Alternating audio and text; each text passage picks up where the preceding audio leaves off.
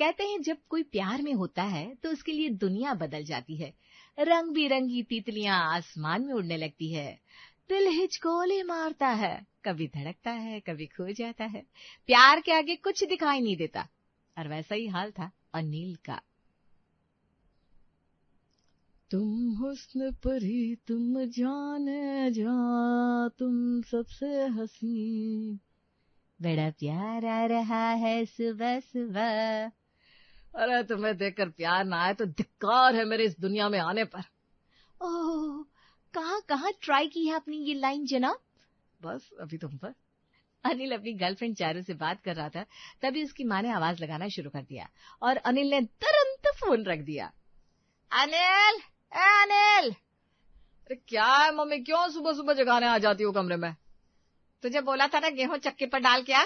अब भाभियां बैठी है पराठे बनाने को और आटा खत्म है। अरे तो भैया को बोलो ना, मैं इस सब जगह क्यों जाऊं, वैसे भी नाइट शिफ्ट करता हूँ, दिन में तो सोने दो। अरे सब ऑफिस चले गए, तू जा उठ जल्दी, नाश्ता बनाना है, पापा गुस्सा हो जाएंगे नहीं तो। इतना तो गर्लफ्रेंड भी गुस्सा नहीं होती जितना बात बात पर पापा हो जाते हैं। क्या बोल रहा है पापा के बारे में? कुछ नहीं, लाओ बोरी लाओ गेहूं की। लाओ क्या, वो रखी है उठा ले। अनिल गेहूं की बोरी लेकर चक्की पर आ जाता है और खड़े होकर देखने लगता है। तभी उसकी नजर चारू पर पड़ती है।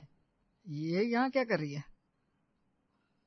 और का कटोरा हो जाएगा अब तो। कहाँ छुपाओ अपने आप को, मम्मी बिना ऐसे ऐसे कामों के लिए भेज देती है। अरे अनिल, तुम यहाँ क्या कर रहे हो? तुमने तो मैसेज किया था जिम जा रहे हो, आकर बात करोगे। अच्छा, तो ये जिम है तुम्हारी? अरे वो जा ही रहा था, घर में आटा खत्म हो गया। अच्छा अच्छा, वैसे तुम सारे काम करते हो घर के? सारे तो नहीं, लेकिन एक बार तुम आ जाओ तो जो बोलोगी वो सीख लूंगा। बड़े वो हो तुम। अच्छा चलती हूँ, मैं तो बस ब्रेड खरीदने आई थी। अभी ना जाओ छोड़कर। अरे बस बस, हर जगह नाटक करती हूँ। चारू वहां से चली जाती है और अनिल आटा लेकर घर आता है। भाभी, भाभी! क्या हुआ देवर जी, पहाड़ टूट पड़ा क्या? लीजिए आटा और जितनी मर्जी हो उतने पराठे बनाइए। देवर जी, आपको क्या लग रहा था कि हम केवल आटे के इंतजार में ही सारा टाइम निकाल देंगे? हाँ नहीं तो क्या, अब तो हमने खिचड़ी बना दी। मम्मी यार, खिचड़ी बनानी थी तो फिर मुझे ऐसे क्यों भेजा भागते हुए? अरे बड़ी दिक्कत होगी जरा से काम से, हैं? जा एक काम कर, वापस करके आ, आटा देकर गेहूं लेकर आ। अब छोड़ो, मैं जा रहा हूँ अपने कमरे में। अनिल कमरे में चला जाता है और सभी लोग नाश्ते में खिचड़ी खाने बैठते हैं। आज ससुर जी का चेहरा कुछ ज्यादा ही सीरियस देखकर दोनों बहुएं आपस में किचन में बातें कर रही थी। पापा जी को देखा, जब से सैर करके आए मुंह बना रखा है। वही तो मैंने भी देखा, लगता है किसी से लड़ाई झगड़ा कर लिया है। दीदी, कुर्ता भी एक तरफ से फटा हुआ था। क्या बात कर रही है, इस उम्र में ऐसे काम शोभा देते हैं क्या? अरे भगवान में मन लगाओ भाई। इनकी तो बस घर में चल पाती है, बाहर तो भीगी बिल्ली है। पापा जी, क्या खिचड़ी पक रही है तुम दोनों के बीच में यहाँ खड़े खड़े? अब कुछ नहीं मम्मी जी, वो हम कह रहे थे कि पापा जी आज परेशान दिख रहे हैं। पता नहीं क्या हुआ है, मैं पूछ कर आती हूँ। कुंती राजेश के पास जाती है और उनके ऐसे हाव भाव का कारण पूछती है। क्या बात है जी, सब ठीक तो है ना? सबको बुलाओ, मुझे एक बात कहनी है। लगता है मामला गंभीर है। बाहू, अनिल बाहर आओ। अब क्या हुआ मम्मी? ये क्या तरीका है अपनी माँ से बात करने का? ओ पापा, आपको मैंने आपको देखा ही नहीं। आंखें खोल कर चलोगे तो देख पाओगे, सारा दिन तो फोन में लगे रहते हो। क्या आप भी सुबह सुबह उसे डांट रहे हैं? बताइए ना बात क्या है। इतने बड़े बच्चों की डांट समय समय पर पड़ती रहे तो सही रास्ते पर रहते हैं। वैसे मैं ये कह रहा था कि गुप्ता जी का लड़का लव मैरिज के लिए अड़ गया है। अगर इस घर में किसी को लव मैरिज करनी हो तो मेरी अभी से ना है। पापा जी, कभी कभी ना आप तो बिल्कुल हमें बेटी ही मान लेते हो। हम तो बहू हैं इस घर की, अब क्या लव मैरिज की परमिशन लेंगे आपसे? हमारे लिए नहीं बोला है बाबा। तो फिर एक ही तो व्यक्ति बचा हुआ है। भाभी, आप लोग ऐसे मत देखिए मेरी तरफ, मेरा किसी से कोई चक्कर नहीं चल रहा है। इतना कहकर अनिल कमरे में आ गया। कमरे में आकर उसने फोन देखा तो चारू के 4 मिस्ड कॉल पड़े थे। उसने वापस कॉल बैक किया। फोन का यूज नहीं करना तो फेंक दो ना नाले में। अरे पापा ने बुला लिया था, अकेला थोड़ी ना रहता हूँ घर में। इतने बड़े हो गया, अभी भी तुमको डर लगता है घर वालों से? अरे तो मम्मी पापा भैया भाभी सब बड़े हैं मुझसे, और हमारे यहाँ बड़ों की इज्जत की जाती है। वो बुलाते हैं तो जाना पड़ता है। बोल तो ऐसे रहे हो जैसे हमारे घर में लाठी डंडे चलते हैं। अच्छा वो सब छोड़ो, तुम ये बताओ, तुमने हमारे बारे में बात की? हमारे बारे में क्या बात करनी है? अरे हमारी शादी के बारे में। यार शादी की बात कैसे करूं? जैसे मुझे प्रपोज किया था यार वैसे।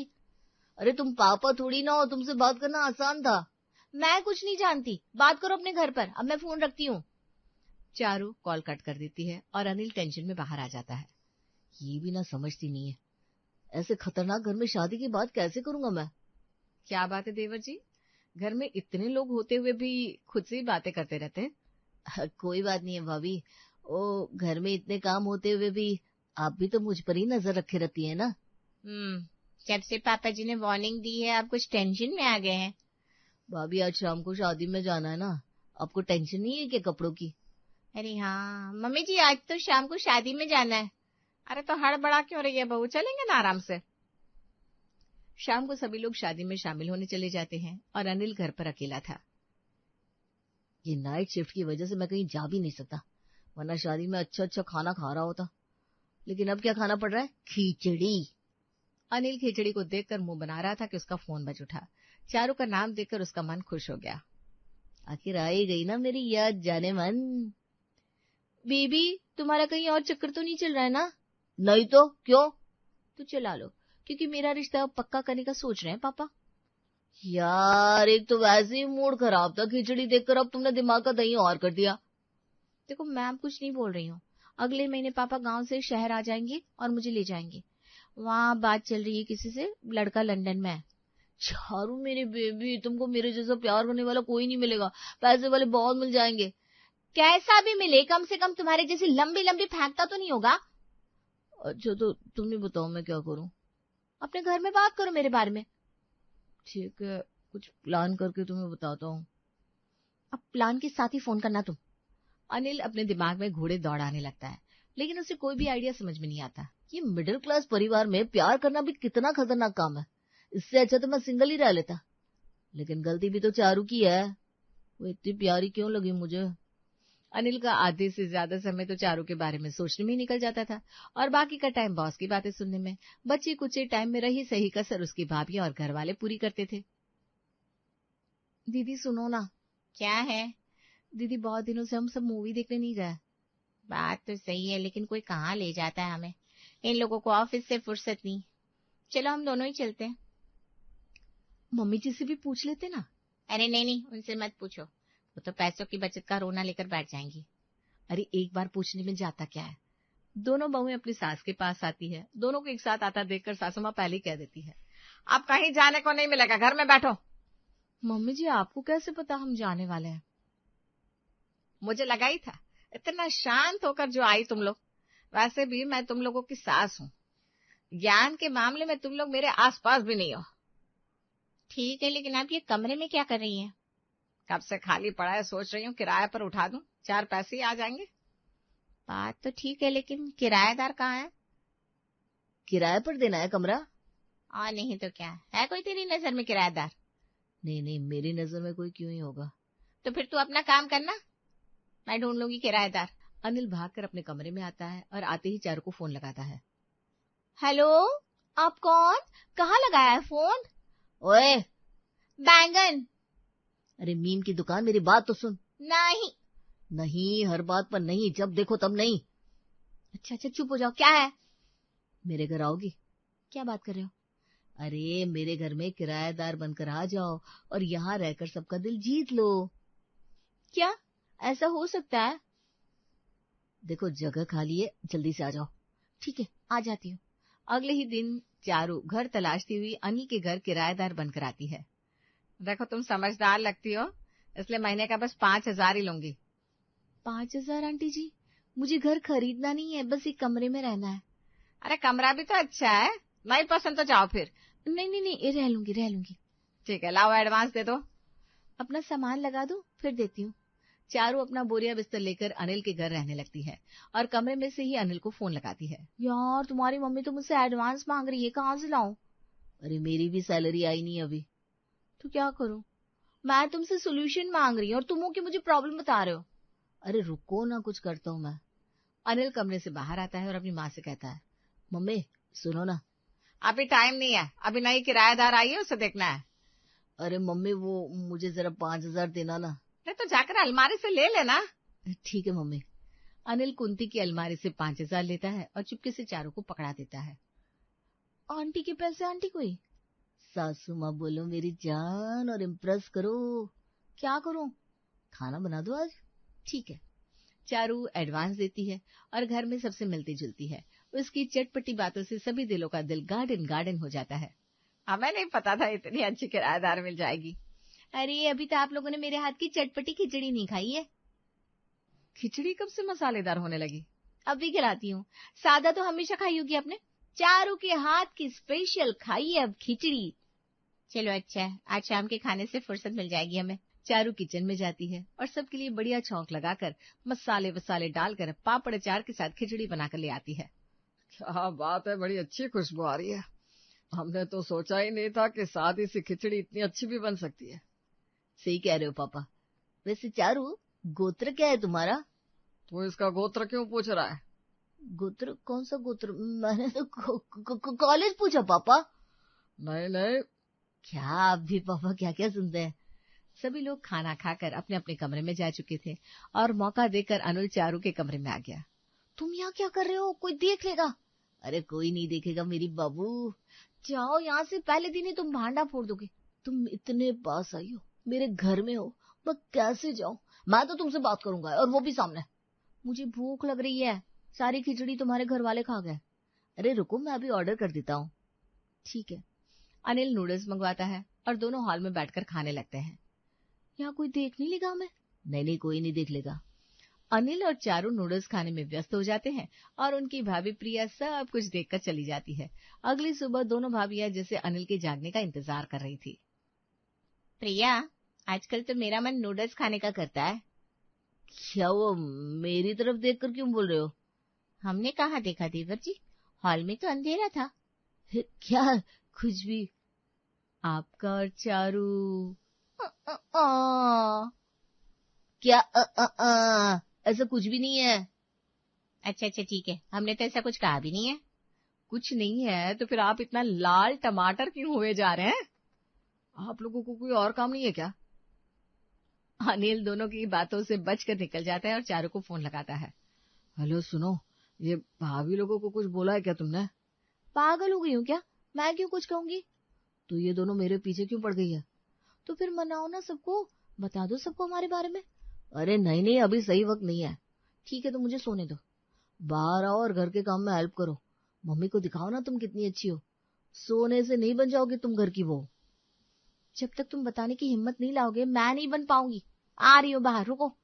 चारू तैयार होकर बाहर आती है और सीधा पूजा पाठ में लग जाती है। ये देखकर कुंती बड़ी खुश होती है। अरे वाह, क्या लड़की है। आजकल कहाँ कोई पूजा पाठ में मन लगाता है। देखा है तुझको जब से, हाय मैं तो हिल गया। लगता है मेरे सीने से दिल निकल गया। मम्मी से क्या डैडी से भी मिलाऊंगा तुझे। क्या है भाभी, आप लोगों को बड़े गाने याद आ रहे हैं आज। आप हमें बता सकते हैं, हम कोई जज नहीं करेंगे आपको। अरे क्या बता दूं जब मेरा और उसका कुछ है ही नहीं तो। ठीक है मान लिया भाई। लगता है ये दोनों मेरी फील्डिंग सेट करवा के ही मानेंगी। अनिल शांति से अपने कमरे में चला जाता है और चारू सासू माँ को प्रसन्न करने के लिए तरह तरह के तरीके अपनाती है। छोटी सुन। क्या? मेरे पास एक उपाय है जिससे देवर जी खुद मान लेंगे कि वो और चारू एक दूसरे के साथ है। क्या? बोलना जल्दी। इधर आ। गीता प्रिया को सारा प्लान बताती है और अगले ही दिन गीता अपनी चचेरी बहन को घर बुला लेती है। अरे तुम तो अंजलि हो ना? हाँ, दीदी ने बुलाया था, कह रही थी कुछ काम है। सिर्फ काम के लिए आती हो तुम? हमसे भी मिलने आ जाया करो कभी कभी ऐसे ही। आई तो गई आंटी जी, वैसे दीदी कहाँ है? यही हूँ मैं भी। मम्मी जी पापा जी, आप लोगों से बात करनी है मुझे। बताओ क्या हुआ? अंजलि को तो आप लोग जानती हो। हाँ बहुत अच्छे से जानते हैं। मैं चाहती हूँ देवर जी की शादी अंजलि से करवा दे। क्या? क्या तुम क्या देख रही हो? जरा अनिल को बाहर बुला दोगी? अभी बुलाती हूँ। चारू अनिल के कमरे में जाती है और उस पर बरस पड़ती है। यही दिन दिखाने के लिए तुमने मुझे घर पर बुलाया था ना? अरे क्या हुआ? तुम्हारी भाभी बाहर तुम्हारा रिश्ता पक्का किए दे रही है और तुम हो कि बस बैठे हो हाथ पे हाथ धरे। क्या? नहीं नहीं, ऐसा नहीं हो सकता, मैं अभी बता दूंगा सबको। तो बताओ ना। अनिल जोश जोश में बाहर आता है, लेकिन पापा को देखकर उसके सारे संस्कार बाहर आ जाते हैं और वो चुप रह जाता है। कुछ नहीं होगा इस आदमी से। देवर जी, अंजलि के साथ आपका रिश्ता पक्का हो रहा है, बधाई हो। अंजलि और अनिल एक दूसरे को जानते भी हैं अच्छे से, मुझे तो कोई दिक्कत नहीं है भाई। अनिल ठीक है ना? हाँ पापा, जैसा आपको सही लगे। अनिल के मुंह से हाँ सुनकर तो चारू का गुस्सा 7वें आसमान को भी पार कर गया और सीधा स्वर्ग में इंद्र देवता के सिंहासन को हिलाता हुआ अनिल पर फूट पड़ा। अरे लल्लू आदमी, तुम्हारे जैसा इंसान नहीं देखा आज तक। ये कैसे बात कर रही हो तुम मेरे बेटे से? अपने बेटे से मुझसे क्या क्या बातें कही है। मैं घर वालों को मना लूंगा, तुम इम्प्रेस करो, और अभी मुंह नहीं खुल रहा इसका। ये सब क्या है अनिल? पापा मैं और चारू एक दूसरे से प्यार करते हैं। क्या? पापा मारना मत, हम दोनों साथ रहना चाहते हैं, लेकिन आपसे डर लग रहा था। अभी तुम डरते हो? डरते रहो, जा रही हूं मैं। चारू वहां से जाने लगती है और अनिल उसका हाथ पकड़ लेता है। पापा मैं चारू को पसंद करता हूँ और इससे ही शादी करूंगा। देख रही हो तुम क्या बोल रहा है तुम्हारा लड़का? पापा जी, चारू अच्छी लड़की है, वो तो बस देवर जी आपके डर से आगे नहीं आ रहे थे, इसलिए हमें अंजलि को बुलाना पड़ा। हाँ, हमें भी चारू पसंद है और मम्मी जी को तो सबसे ज्यादा। मुझे? क्यों, आप ही तो कल से कितनी तारीफ कर चुकी हो। हाँ, बात तो सही है, पसंद तो है मुझे चारू। जब सबने फैसला कर ही लिया है तो मैं किसी को क्या ही कहूँ। थैंक यू पापा जी। तुमसे तो मैं नाराज हूँ। तो आप कैसे मानेंगे पापा जी? मुझे बनाकर खिलाओ अपनी स्पेशल चटपटी खिचड़ी। अभी बना देती हूँ। और कल अपने घर वालों को भी बुला लेना बेटा। राजेश का फैसला सुनकर सभी लोग खुश हो जाते हैं और चारू को घर में मन से अपना भी लेते हैं। और अनिल तो सबसे ज्यादा खुश था, उसके तो पैर ही जमीन पर नहीं टिक रहे थे। परिवार में जब सब लोग एक दूसरे की भावनाओं को समझते हैं, प्यार से रहते हैं, तो खाने में सादी खिचड़ी का भी स्वाद अच्छा आता है। लेकिन वहीं अगर लड़ाई झगड़े हो तो शाही पनीर भी फेल है।